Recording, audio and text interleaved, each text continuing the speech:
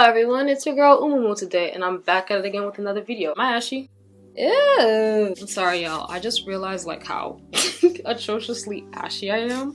God damn, bitches look like a chalkboard now. Oh my god, in between the fingers. I'm sick of it. Oh god. I know, I haven't been filming. It is not, okay, no, it is actually my fault because I'm just lazy, so I haven't been filming as often as I should be. Like, I have not been filming, I have not been doing anything. I gotta remember, I've only been doing this for like 4 months. Like, that's basically just it. And today we're gonna be doing a beatdown breakdown. I think the reason why I actually haven't been filming for as frequently as I'm supposed to, one, because I had like this really weird time of just like, you know what?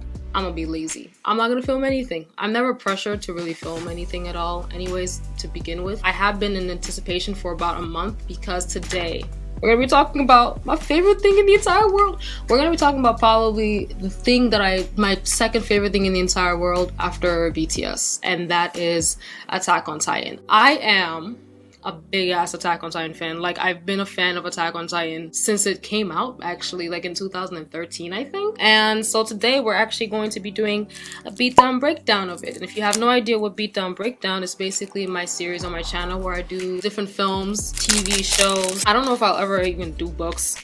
Speaking of books, they're actually coming out with a Percy Jackson series. That's exciting though. So I might most likely will be talking about that, like, and probably watching the Percy Jackson films as well. They're not atrocious. They're not as atrocious as anything else, but they are pretty.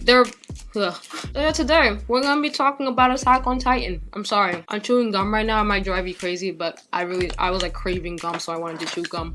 If you have absolutely no idea what Attack on Titan is, you're missing out on the greatest show alive, period, point blank. Like, I don't even care what anyone says. This is the greatest show that's ever existed in the history of mankind. Attack on Titan, or known as Shingeki no Kyojin in Japanese, is a manga slash anime that came out in like 2013 that is actually quite popular. Like, when it first came out, there was so much hype around the anime, especially the anime itself. There was so much hype about it because it's such a strange show of basically these giant naked cannibals known as Titans are eating, or at least are a threat to the last remaining piece of humanity, or the group of humanity that lives within these 3 concentric walls. So we're right now on season 4, so we're going to be doing a beatdown breakdown of it. Season 4 is a lot of things. I mean, nobody's really ready. If you're an anime only person and you don't know what's happening in the manga, like, I read the manga, so I've already caught up to everything that's going on with the most recent chapter, but it's so chaotic, it's so crazy,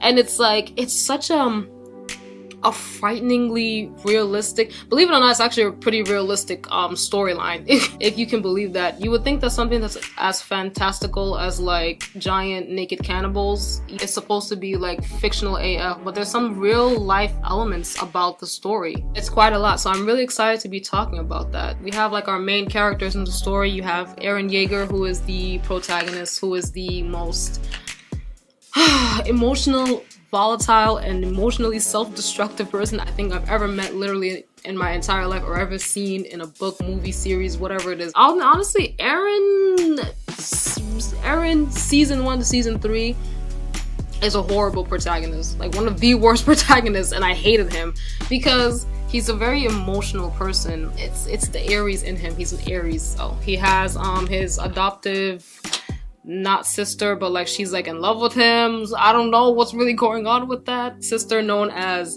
Mikasa, and then he has his best friend Armin. So these are kind of like our trio of the story. But season 4 is slightly different, and it's a lot. The series, there's a lot of just like twists and turns and plot twists and betrayal and developing new storylines, and it's actually quite frightening how elaborate the story is, because you would think that for something that's as fantastical and as insane as giant naked cannibals, you wouldn't think that the story would have so much depth to it, but it really is. I think probably the most elaborately told story, whether anime or not, or fictional or not in a book or in a TV series that I've ever seen. But I guess we should begin with season 4 then. Season 4 is a little bit different. When we last left off in season 3, we end up finding out the truth about humanity, and that humanity has not perished, and that the true enemy of humanity, right, interestingly enough, is actually humanity itself. There are people outside of the walls who are trying to kill everyone that's inside these walls. The people inside the walls have been under the impression for nearly 100 years that they're the last people on Earth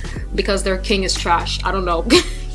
I can't really break down too much of it because there's so much going on in the story, but I do recommend everyone to go check out Attack on Titan. It's a very elaborately told story in my opinion. And we end up finding out that humanity is still alive outside of the walls, and that there's a bunch of people on the very outside that are trying to kill everyone on the inside. And we end up finding out also that the people in the walls are known as a special race of people known as Eldians, and these Eldians have the ability to turn into Titans. There's something in their blood and DNA. They have a common ancestry known as a young girl by the name of Ymir. From 2,000 years ago, she happened to get the power of the Titans. There's a lot of interesting elements about Attack on Titan in the sense of just like how the power propaganda. Stories really do have 3 different sides. You have his side, her side, and then the truth kind of thing. So you have the enemies who have one version of history. You have these group of people known as the Eldian people who have one version of their history.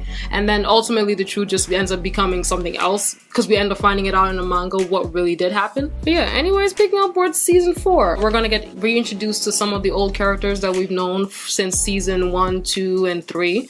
And we're gonna be introduced to a whole nother cast as well, a group of young people known as Marleyan warriors, who are these child soldiers who are basically child war criminals as well. Like, what? But they basically fight for this enemy nation known as Marley. And Marley is the nation that actually wants to kill everybody that's inside the walls. The majority of Attack on Titan, the setting of it is taking place on a small remote island within 3 walls. So that's all we've really seen since like season 1 to 3, until we get to like the very end of season 3, where we end up finding out that humanity actually hasn't perished outside the walls at all. In the beginning of season 4, we get introduced to Marley, really, and I actually really like this arc a lot, like, because we really have only seen what's been happening with our main characters, right? Eren, Mikasa, Levi, the Scott Regiment, and all those people inside the walls. We've only been seeing what's been happening with them. But I think it's really interesting that we're also getting a perspective on the quote-unquote enemy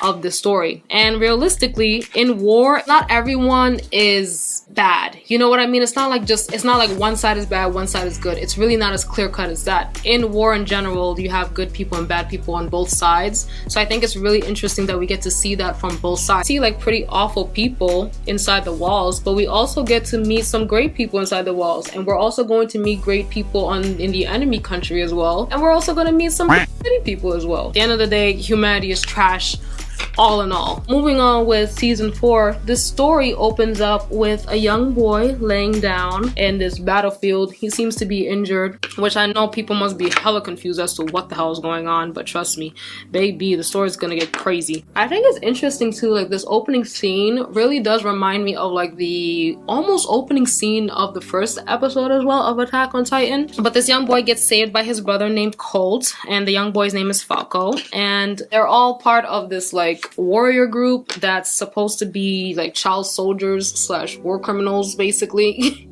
that are all in the middle of this battle with a rival country now. And also I should explain this, we've actually jumped 4 years into the future from the very last episode of season 3, where there's a 4-year time skip going on. Anyways, Falco ends up getting rescued by his brother and being dragged back into the trenches, and he's talking with his friends, and he seems like he's actually pretty out of it.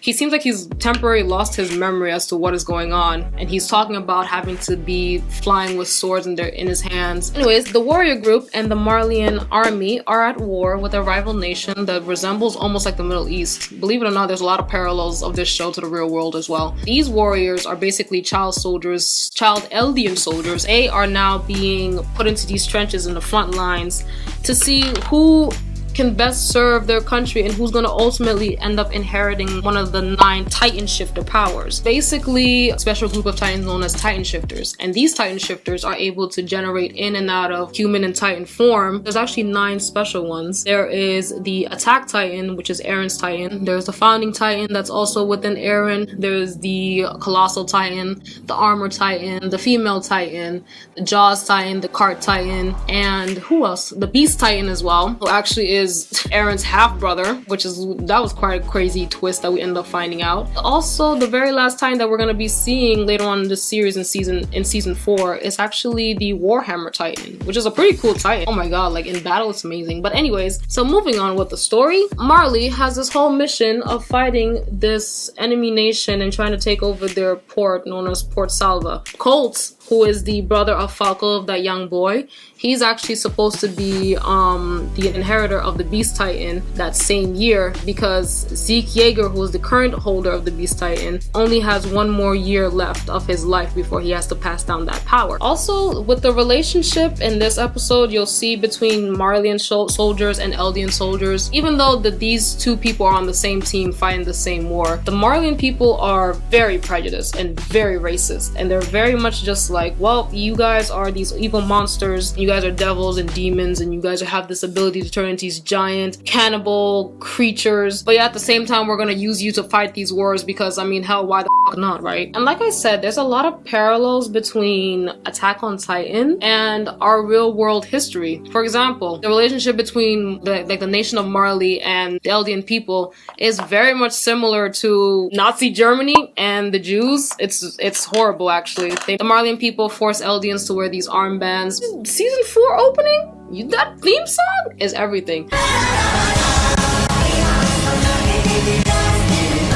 It's continuing on with the characters. We have Gabby and Falco, and Gabby is basically exactly how I feel about Aaron from season 1 into 2 and well into 3 as well. Pretty much like the female Aaron, right? But she's also a child too, so I can't really hate her too much, because I know most of the fandom, at least especially manga readers, tend to hate Gabby. It seems as though the inheritor that's supposed to be for the Armor Titan is almost like a close call between Gabby and Falco. The Marleyan army actually has quite the dilemma because they can't take over this fort just yet, because the fort is very well equipped and very well prepared to fight off Titans.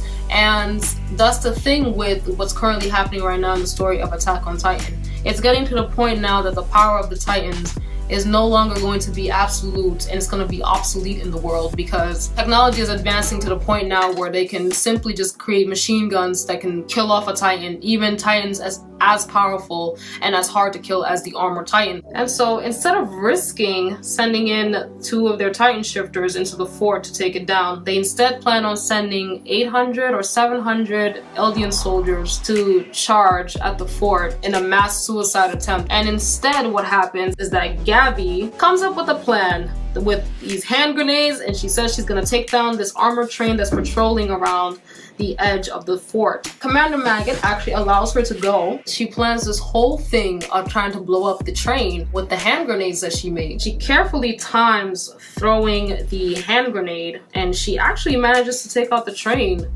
which is really surprising. Like, Gabby's like, what, 10 years old? Like, they're like 10 years old fighting this war, which is crazy, right? But she actually does manage to destroy the train, and she almost actually ends up getting shot, but then her crush, Falco, ends up trying to save her. And along with pushing her into the ditch, we actually end up seeing the new Jaws Titan. And we also get to see the Cart Titan, that ugly ass quadruped Titan. Anyways, it seems as though the taking down of the fort is actually working out pretty well, because they have just the right opening to be able to send in the other 2 Titan shifters, and that is the Beast Titan and Armor Titan. Reiner's such a complicated character. Like, I don't know how I actually feel about Reiner at all. Like, One part of me hates him for what he's done, but also another part of me realizes that he had no choice in the matter. Like, that's really what it is. You hear them say this sporadically throughout the show, where they'll be like, we don't have a choice, like we had to do the things that we had to do. And because basically they're being forced by the Marleyan government to fight these wars. They're forced to turn into these Titan shifters to take down walls and to kill people and to do all the things that they have to do. All that, the plan ends up working down to take down the fort. Now that the fort is weakened, Reiner manages to transform and comes down, and he starts taking out all these cannons that are lined up along the walls. But then he actually ends up getting shot by one of the armored trains. There was still an extra one hiding. But before Reiner ends up dying, because unfortunately Reiner is never going to die, like we're gonna see him, he's still alive. Spoiler alert in the manga, like he's still very much alive. He actually ends up being saved by the Jaws Titan. And now that they've taken down enough of their enemies and enough trains, they're gonna bring down the king of the Titans himself, the Beast Titan. And oh my god. Also, I should be saying this, for nearly a month now, I've actually been rewatching the show with my best friend Shinjita, because I was like, you need to watch Attack on Titan, like you ain't ready, baby. And so now she's hooked onto the story. Her reactions, I've actually had screenshot and recorded some of her reactions to the episodes. She's so dramatic. The Beast Titan manages to come down, transform, take out the naval army and with that, victory is declared for Marley. However, it's not 100% victory, because technology has gotten to the point now where they can actually build machines to destroy these Titans. So there's only really a limited amount of time left before the world actually turns its back on Marley. And so Marley now is kind of like in a quite a situation and quite a dilemma, right? And we finally get to see a final scene in which everyone, literally everyone last week freaked out on Twitter when they saw this. It's not in the manga if I'm not mistaken. And we get to see Mr. Jean Kirstein himself with the beard and the goatee and whatever the hell's going on with his face, looking hella mature, looking like Kenny Ackerman. People are out here talking about it's Kenny Ackerman. He came back from the dead. I'm like, and that's basically episode 1. That was the other side of the ocean. A very interesting episode that we get to see. And the next episode's title is actually Midnight Train. And honestly, with this series, I think I'm probably going to do an episode every 2 weeks, or sorry, a video every 2 weeks to break down 2 episodes, because the episodes are not really quite that much. They're not overwhelming just yet, you know. We're still starting the season. There's still too much that's gonna happen later on. They can't kill us just yet, okay? They gotta do it softly and gently. After Marley's victory at Fort Slava, they're still there, and they're discussing newspaper articles that have been written about Marley's victory at Fort Slava, but none of that really matters, because the world has also realized that the Armor Titan got injured in battle. And if you don't recall, the Armor Titan is supposed to be one of the more formidable, more powerful of the Titans. So it's quite a shock to everyone that he even ended up getting injured at all. The Marleyan army and generals have realized that their enemy nations are starting to build more and more weapons that are able to challenge their Titans. And pretty soon they're not going to be the superpower of the world at all, because the rest of the world is catching up in technology. Zekes decides to propose a plan of, hey, remember that mission of us 4 years ago going to the island of Paradise, to the 3 walls, to try to take the founding Titan? Yeah, how about we go back to that? Talking to the generals about his plan actually shows how much power Zeke has as far as one of the Titan shifters of Marley and one of the Marleyan warriors. He's a very well-respected Marleyan soldier, and it's quite impressive that they even allowed him to actually speak, because again, the Marleyan nation tends to subjugate and belittle the Eldian people. Anyways, Zeke and Colt are talking about how impressive it was that Zeke was even able to be heard out by the Marleyan army, considering that he's a descendant of the Eldian people. And Colt is actually mesmerized by how amazing it is that Zeke is able to turn people into Titans with his scream, and that no other holder of the Beast Titan is ever able to have been able to do that, and that the power actually reminds him so much of the founding Titan. The founding Titan is supposed to be the most powerful of all the Titans. That's supposed to be given and passed down only to people of the royal family. That's how important that Titan is. The Titan is able to alter memories, it's able to change the DNA of the Eldian people. Basically, really, all Eldian people are connected almost by like this coordinate power, right? They all share a similar ancestry, therefore they're all connected to each other by blood. Because Colt is supposed to be the inheritor of the Beast Titan this year, since this is Zeke's last year pleasure of having this power. He's just like in awe by Zeke, and Zeke is just like, well, maybe you'll find out my secret as to why is it that I'm able to turn people into Titans, because again, nobody knows that he actually has royal blood. And apparently with Zeke, he's actually considered to be the most intelligent character in Attack on Titan. He's considered to be the most intelligent character in Attack on Titan. He has a score of 11 out of 10 in the Attack on Titan handbook. I actually have it, I ordered it like last week. Anyways, Commander Maggot decides to pull up. He's basically just like, what secret? Again, Zeke is very adamant that they go back to the island of paradise, or Paradis, to retrieve the power of the founding Titan. He also knows that his half-brother Eren Yeager is actually in possession of the founding Titan as well. But obviously Zeke has no ulterior motive. He's not going to take this power for the Marleyan people. Again, why would he? He has his own plans in mind that we're going to end up finding out later on in the season. Reiner wakes up from battle and he happens to see Porco, who is the possessor of the Jaw Titan. Galliard's fine ass. So I actually really do like Galliard. I think that he's not too overly emotional. He's super powerful. He's very just like straight to the point. And Reiner wakes up and thanks Galliard for saving him. And Galliard is just quick to be like, LOL, well, had I inherited the Armor Titan 9 years ago, we wouldn't have been in this situation anyways. You useless. Like, what's wrong with you? You know what's interesting is that I'm actually recreating this look that I made yesterday, but with blue and green. Anyways, we also get to see the human version of the, what's her name's face again? Of the Cart Titan. And her name is Peak. And Peak is so pretty. But as a Titan, baby, she wifey material. Okay, I see you guys. The kids are talking while looking out into the water after the battle and everything. Gabby is worried for Reiner and thinking that he's badly hurt. Gabby is also Reiner's cousin, so they're actually related. When it comes to inheriting the power of one of the 9 Titan shifters, if you happen to inherit from someone who is of blood relationship to you, you have a better chance of being able to access their memories. But anyways, Reiner's fine, chipper, a-okay. He sees the kids and is just like, hey, I'm good, guys. Don't even worry about it. But also, Reiner's like in hella PTSD mode and I'm sick of it. Like, and also, oh my god, the moment that everyone freaked out over. Because if you don't know really what's going on, this person in the shadows that we see the back of their head is actually Eren Yeager. I was like, well, damn, not us seeing Eren. I didn't think that we were gonna see Eren for like, I don't know, another like 3 episodes. Because like, if I'm thinking about how the manga was, like, it seems that they've cut off a lot of scenes to try to progress the story a little bit quicker. They've cut off like a couple of scenes, I guess, just to progress the story a little bit quicker. Anyways, on the train back home to Liberia, which is where they live in Marley, they are celebrating their victory and Colt is super, super drunk to the point where he hoists up Gabby and saying, Gabby's our hero, she saved Eldia, she saved all of us. We should venerate and celebrate this goddess. And I'm just like, oh my god, not y'all being out here celebrating this war criminal. And Falco is in his feelings because obviously Falco, if you haven't realized right now, is actually in love with Gabby basically.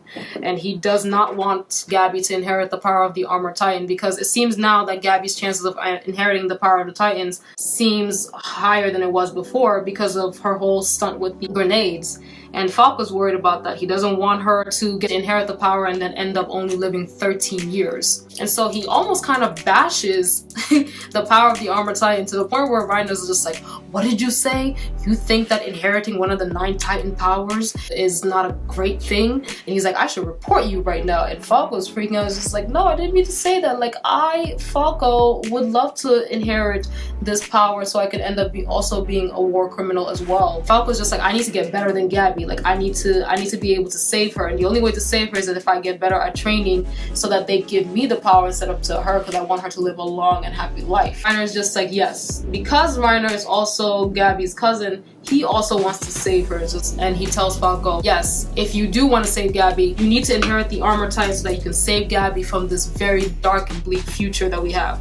Because Reiner already realizes the burden that it is to inherit the power of one of the 9 Titan shifters. It's being propaganda and being publicized as being this thing of just like, oh my god, like it's the greatest thing you can achieve as an Eldian in Marley. You'd be respected and venerated as an honorary Marleyan even though you wouldn't have any sort of Marleyan status at all. That doesn't mean anything at the end of the day. You still will end up having to do awful things and awful crimes and killing a whole bunch of people for this nation that does not care about you one bit. Anyways, the soldiers make it back home. So really, actually really like this scene a lot. I like that we were able to see, you think that they're supposed to vilify them, but you get to see how human these soldiers are. Both sides in this story are neither good nor bad. They both think that what they're doing is right, so they do whatever it takes to achieve whatever goal that they have in mind. And so they end up killing a lot of people in the process. And the thing with Attack on Titan is that the story is so complicated because the history of hatred between Marleyans and Eldians have stretched back for nearly 2,000 years. And seeing them come back home, really, I think it was a really interesting moment of just us seeing just how human they are. Also, Falco drifts off to the side.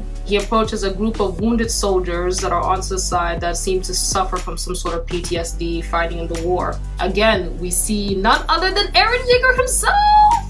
Yo, I cannot, like, I really cannot deal with it. Oh my god. I can't get over the fact that Eren really infiltrated Marley. Like, he really is pulling a Reiner and Bertolt right now. Eren's behavior and attitude, you're going to see in season 4. I don't want to say I'm a psychopath, because I'm really not. I don't want to say I'm a psychopath. But Eren's season 4 though is daddy. Like, what? And again, I don't like emotional people. I'm not a person who's emotional at all. So I don't like people who are very temperamental. So Eren's season 1 to 3 is a very emotional teenager. Season 4, bro, he is so stoic, calm, cool, collected, like frighteningly relatable. And Eren is just basically out here with one foot and one damaged eye, and I'm just like, what? And I know people were just like, this it's so interesting too, because people on Twitter were just like, especially anime onlys, they're just like, is that Eren? That's not Eren Yeager. Why he missing one foot? Like, calm down, he a Titan shifter. He gonna grow back that foot anyways.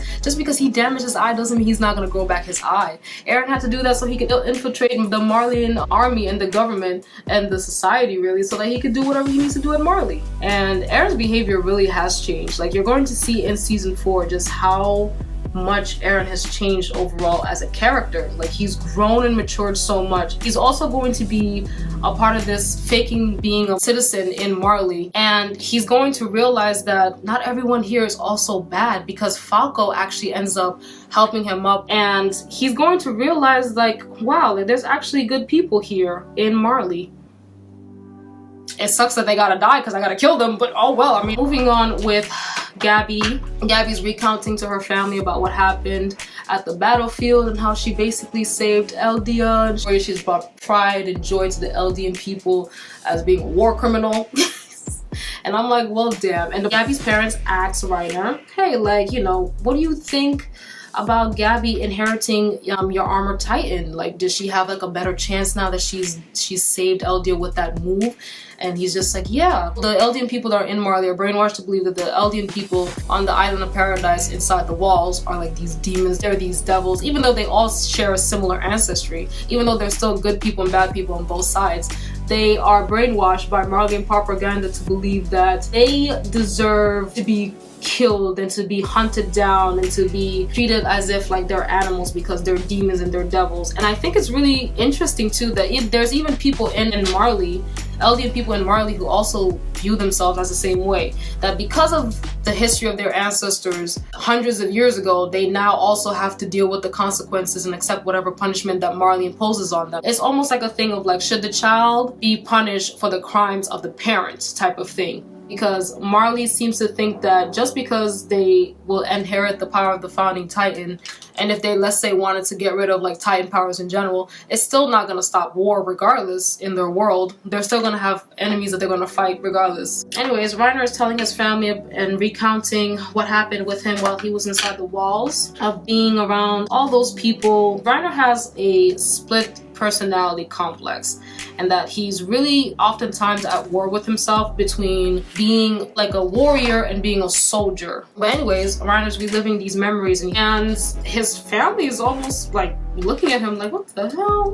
What's wrong with this nigga? I can't imagine how complicated it must be for Reiner to have grown up thinking the way he thinks about Eldians and society in general, and just to go to that island and infiltrate it, just to discover that these people are actually pretty normal people. Like, they're not demons, they're not monsters at all. All that happens, we see a scene of a traumatized soldier that ends up jumping off the roof.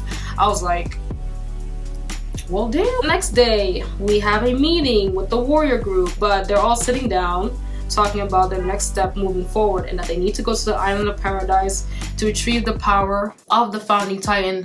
Zeke is actually talking about possibly introducing the Tiber family as being kind of like a point of contingency. Or the Tiber family are actually unique Eldians. They don't live the same way that the other Eldians inside these internment zones live. Internment zones are supposed to basically resemble concentration camps. If you think about it from Nazi Germany, is basically that. They don't live in these internment zones. The Tiber family are a pretty well-off, influential family that actually are the current possessor of the Warhammer Titan. And the Warhammer Titan has never really been used in war, I believe for the last 100 years, if I'm not mistaken. Zeke says that there's an upcoming festival that's supposed to be taking place. There, the Tiber family will help in taking back the founding Titan and declaring war on the island of paradise and against the people of the walls. I believe it's supposed to be taking place within a month, and Reiner's just like walking away and says, damn, do I gotta go back to that place? And that's the end of the episode, baby. I need to actually finish up my liner. I will be right back. I'm gonna finish up my liner and finish up my lips. I keep alternating between paradise and paradise, and really, I'm really sorry about that. I'm gonna zoom in so you guys can see. Focus on me. Oh, do y'all see that, baby? Yes, that's what I did with my eyes today, y'all. Y'all like this? I wanted to actually use white for like the top liner, like in the crease. It's not matched up. Oh well. I want to actually use that, but I don't have a white liner. But baby, yeah, basically that's just the end of that. That is episode 1 and 2 of season 4 of Attack on Titan Beatdown Breakdown. Yes, y'all are welcome.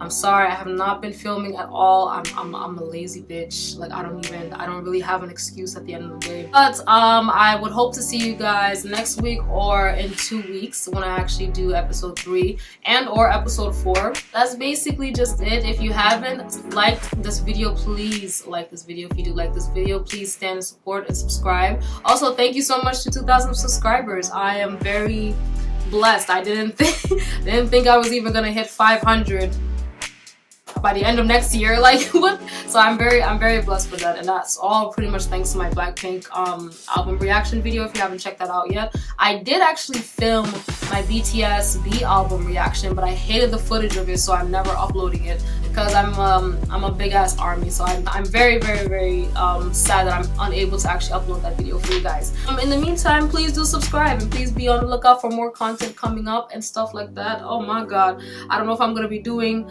another anime. I'm almost tempted to watch Hunter x Hunter, but except for like that pedophile dude Hisoka, I'm not doing it. So that's basically just the end of this video, and we'll have to catch each other in the next one. Bye.